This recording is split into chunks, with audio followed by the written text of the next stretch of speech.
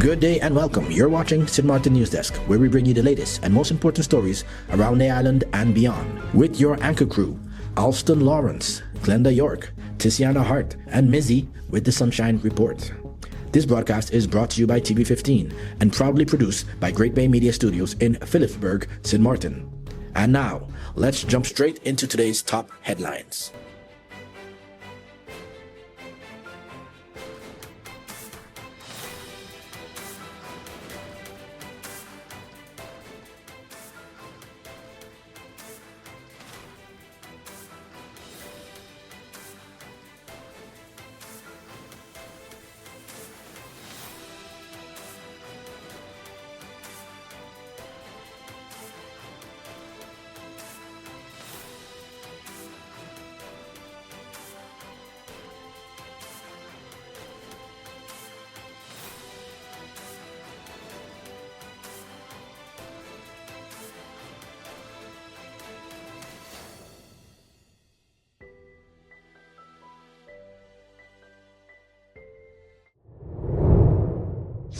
Police respond to gun violence and crime.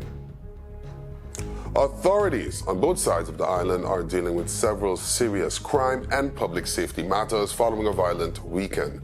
On the French side, the gendarmerie has confirmed that a 34-year-old man was shot dead in French Quarter on Saturday night.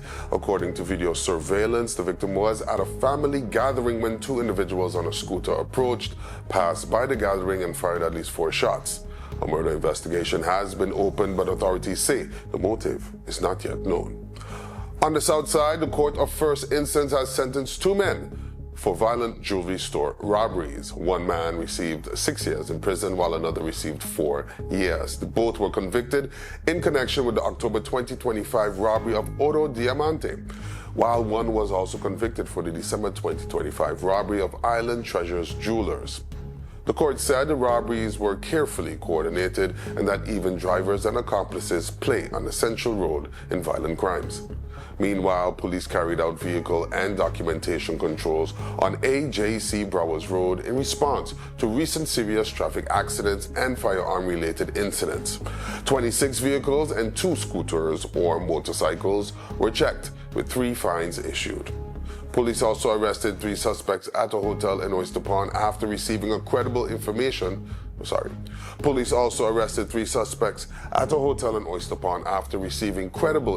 about illegal firearms. Officers discovered and confiscated 2 firearms during the operation. KPSM says vehicle controls, preventative searches, and firearm-related investigations will continue as part of efforts to reduce crime and improve safety across the island. GEBE leadership debate continues as NV GEBE prepares to reopen recruitment for its Chief Executive Officer, Financial Chief Officer, and Chief Operations Officer positions. Questions are growing over local leadership and the future direction of the utility company. During a recent press conference, Temporary Manager Iris Arundel confirmed she is not interested in pursuing a permanent executive role, saying her focus remains on helping GEBE during her current assignment before retirement. Facilities Manager and former CEO Kenrick Chittick also indicated he is not currently seeking a top position, though he said circumstances can change. The discussion has reignited debate over whether experienced local professionals should be given greater consideration for GEBE's top jobs, especially since local managers have repeatedly stepped in during periods of crisis, transition, and public concern. Supporters of local leadership argue that institutional knowledge, continuity, and community trust are important assets at a time when GEBE is working to stabilize operations, address financial challenges, and rebuild public confidence. The reopening of the recruitment process is expected to be closely watched. Budget oversight concerns are raised. As Parliament prepares to debate the 2026 national budget, concerns are being raised about the country's backlog of annual accounts. According to the Council of Advice, St. Martin's annual accounts for 2022, 2023, and 2024 have not been adopted still. These financial statements show what government actually collected and spent and whether public money was used in line with the budget approved by Parliament. The concern is that Parliament may be asked to review and approve the 2026 budget without having the finalized financial picture for the last 3 completed financial years. That weakens Parliament's ability to test whether revenue projections are realistic, whether expenditures are being controlled, and whether earlier budget commitments were actually carried out. The issue is also important because St. Martin has made progress in recent years by clearing 7 years of annual accounts between 2020 and 2023, covering 2015 through 2021. Now, with 3 years still outstanding, questions are being raised about why that momentum was lost and when the missing accounts will be submitted, audited, and handled by Parliament. Hello, my people. My name is Glenda York of Sit, Sip and Chat and Moms in Paradise podcast. You can find us on TV15 St. Martin, TVC Saint Kitts, and on YouTube. Reporting from Great Bay Media Studios in St. Martin, your news desk feature story is coming up. But first, here is Mizzy with the Sunshine Report. Hey there, it's Mizzy with the Sunshine Report, straight out of Sunshine City, St. Martin, bringing you the warmth and the sunshine you need to kickstart your day. So let's dive in today's forecast and see how the skies are treating us.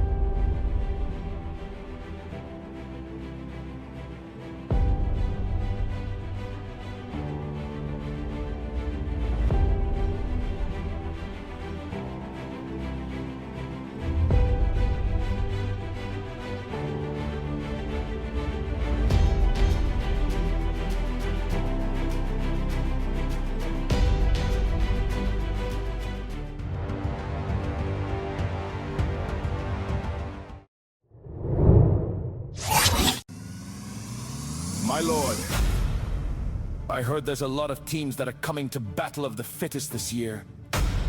And I also heard that the Spanish team is coming back. How can we win? This is madness. Madness? This is Battle of the Fittest! This is where they die! This is where we win! This is war! From June the 20th to July the 4th, 2026 is the Battle of the Fittest 10 basketball tournament live from the legendary NEWSDESK Sport Auditorium, featuring top teams from across the Caribbean: Saint Kitts, Stacia, Dominica, St. Martin, British Virgin Island, Dominican Republic, Curacao, and Aruba. $10,000 up for grabs. This is where legends are made. The Battle of the Fittest 10 basketball tournament from June the 20th to July the 4th at the NEWSDESK Sports Auditorium. Bring your A game because only the strong will survive. This is war!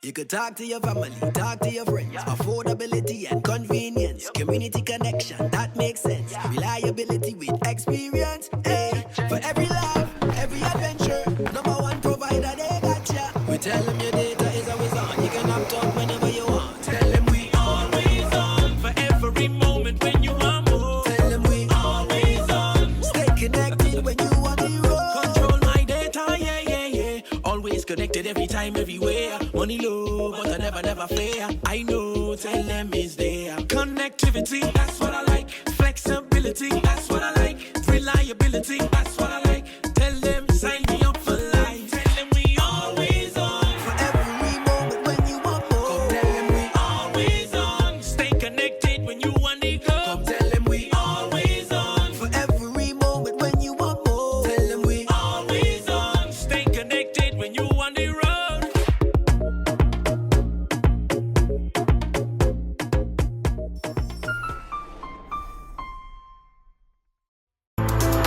Stay connected to the best of local and Caribbean content anywhere, anytime with the TVC Plus app, the official app of TVC Channel 40. With the TVC Plus app, you can watch TVC Channel 40 live, catch every episode of your favorite shows on demand, watch exclusive pay-per-view content, listen to Voice of the Caribbean radio, and watch and read SKN Newsline. The TVC Plus app is available on all your devices. On the Google Play Store, search TVC and the plus sign. In the Apple App Store, type the words TVC Plus. And we're also available on the Amazon App Store for Fire TV and Fire Stick devices. Search the words TVC Plus.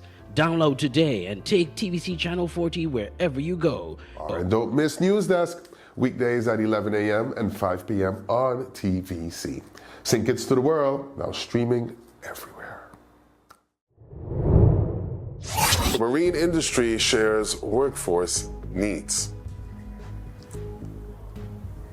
The St. Martin Marine Trades Association and the National Employment Service Center hosted a Marine Industry Immersion Day to give government, education, labor, and private sector stakeholders a first-hand look at the island's marine sector. The event included a tour through the Simpson Bay Lagoon aboard Boomerang charters with stops at several marine businesses, including IMM Shipyard, Island Water World, FKG Marine Rigging, Electech, the Maritime School of the West Indies, and Lagoon Marina. Participants learned about vessel maintenance, technical services, marine retail, training programs, certifications, and the wide range of skills needed to keep the sector competitive. The afternoon session at IGY Marina's Ile del Sol included remarks from Prime Minister the Honorable Dr. Luke Mercelina and a panel discussion focused on human capital, economic development, competitiveness, and marine infrastructure. SMMTA President Jesse Peterson said, the event showed strong interest in solving industry challenges through collaboration. Organizers say the Immersion Day is part of wider efforts to strengthen the marine industry while creating sustainable career pathways for St. Martin's workforce. Young dancer receives talent grant. The Young Talent Fund has officially expanded to St. Martin and awarded its first official local financial contribution to young dancer Chanel Kimoya Bucknor. Bucknor, a talented student at the National Institute of Arts, has been accepted into the internationally renowned Alvin Ailey School in New York, one of the world's leading institutions for professional dance training. The Young Talent Fund was established in Curaçao in 2017 by EY Dutch Caribbean and is managed by the Cultuurfonds Caribisch Gebied. The fund supports exceptional young talent in the field of arts, culture, science, and sports. Since January 2026, the fund has also been available to young talent on St. Martin. During a recent founding session on the island, Bucknor shared her gratitude and gave a special performance, while her teacher Arlene Harley spoke about the importance of investing in local talent. Organizers say the support represents more than a financial contribution. It is an investment in ambition, creativity, and the future of St. Martin's artistic community. Check back, check back, check back. Free tree book launch on Saturday. Le Fruit de Mer will launch a new bilingual book this Saturday called Trees for Me and My Island. The free event takes place on Saturday, June 27 from 9 a.m. to noon at a Museum Naturalis at the Old House in French Quarter. The book highlights 18 native trees that are well suited for backyards, neighborhoods, and community spaces on St. Martin. It explains where and why to plant each tree, its cultural uses, and how it supports local wildlife. Free copies of the book will be given away during the launch, and seedlings of native and heritage plants will also be available while supplies last. The book is published by Le Fruit de Mer and is available as a free download from the association's website. Hey Hey there, I'm Venicia Herbert, and welcome to the Community Billboard. This is your space where the people, places, and heartbeat of the St. Martin community get to speak for themselves. Whether it's an event worth showing up for, a business worth knowing about, or a cause worth caring about, you'll hear it right here. So, settle in, because what's coming up next just might be exactly what you've been looking for. Welcome to the NEWSDESK Community Billboard.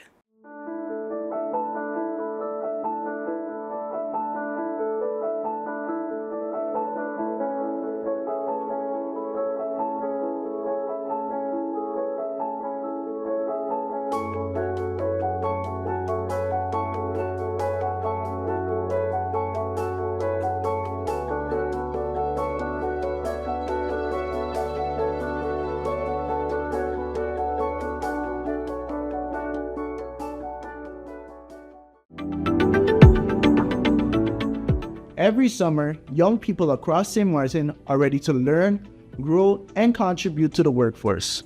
All we need is an opportunity. As youth, we are calling on businesses, organizations, government departments to step up and invest in the future of our island through corporate social responsibility. By opening your doors to young people, you are helping to build a stronger, more prepared St. Martin for tomorrow. A summer job is more than just work experience. It helps you develop confidence, responsibility, communication skills, and valuable professional experience that can help shape their future. Your organization can make a real difference by becoming a host partner in the 2026 BOP program. For more information, contact Department of Youth XSM on Facebook, email deptofyouth@stmartingov.org. We are counting on you. Register today.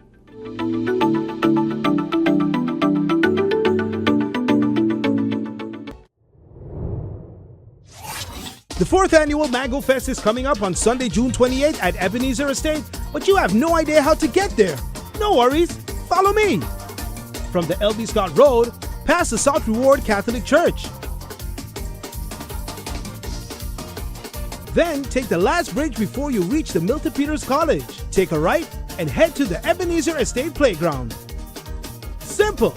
You could either park outside of the venue or park at the Catholic Church and make a short walk to the event. Experience a tasty variety of mango dishes and juices, plus cultural and traditional games, fun giveaways for everyone, with live entertainment featuring King Bobo, Dow Steel Pan Orchestra, DJ Easy Rick, Generation New Status, STM Drum Band, Benjamin Bell, Swaliga Slangs, folkloric dancers, and more. Hosted by MC Rummer. It all takes place at the Ebenezer Estate Playground, and entrance is free. For more info, contact 520-4943. The 4th annual Ebenezer Mango Fest, Sunday, June 28th, starting at 4 p.m.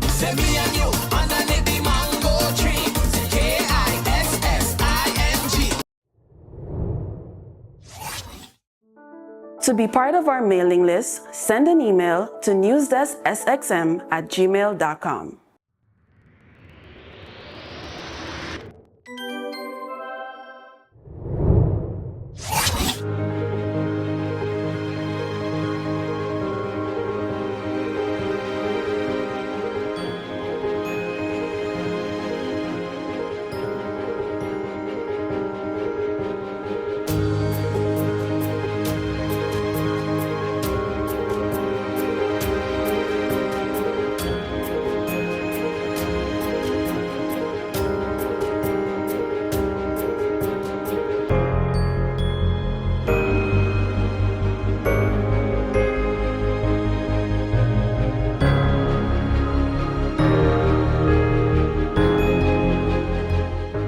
Let's put everything on the table. People always give their opinion, and you can either take it or crunch it. Let them judge. We give in to the most irresistible flavor. We devour every nugget that falls in our hands, especially when it's our crunchy fried chicken. And let the crumbs fly if needed. Let them keep judging. We'll keep indulging. KFC, it's finger licking good. You could talk to your family, talk to your friends. Affordability and convenience. Community connection, that makes sense. Reliability with experience. Hey, for every love, every adventure. Number one provider, they got ya. We tell them your data is always on. You can opt out whenever you want. Tell them we always on. For every moment when you want more. Tell them we always on. Stay connected when you want the road. Control my data, yeah, yeah, yeah. Always connected every time, everywhere. Money low, but I never fair. I know, tell them it's there. Connectivity, that's what I like. Flexibility, that's what I like. Reliability, that's what I like. Tell them, sign me up for life. Tell them we always on. For every moment when you want more. Come tell them we always on. Stay connected when you want to go. Come tell them we always on. For every moment when you want more. Tell them we always on. Stay connected when you want to road.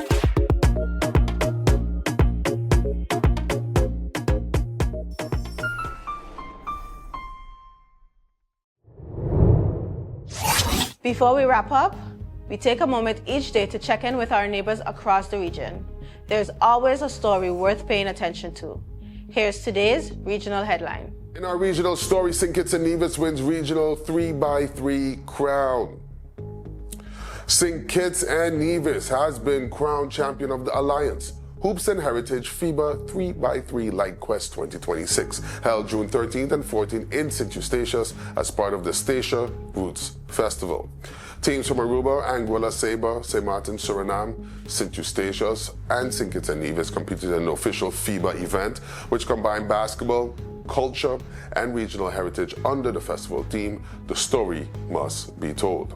After 2 days of competition, St. Kitts and Nevis captured the championship and secured qualification for the FIBA 3x3 Birmingham Challenger in Alabama, where teams will compete for international ranking points and a $60,000 prize pool. Suriname finished second. The tournament is part of a growing Caribbean 3x3 basketball movement. Similar events have recently been held in Suriname, Guyana, the Bahamas, the British Virgin Islands, and Curacao, creating new pathways from regional competition to the international FIBA circuit. Organizers say Hoops and Heritage is unique because it combines elite basketball with cultural celebration and tourism, helping position St. Eustatius as an emerging destination for regional sporting events while strengthening Caribbean unity through sport. Here's a quick fact. Unlike traditional basketball 3x3, FIBA 3x3 is actually played with one hoop, 3 players per team on the court in a fast-paced 10-minute game format that has become one of the fastest-growing versions of the sport worldwide.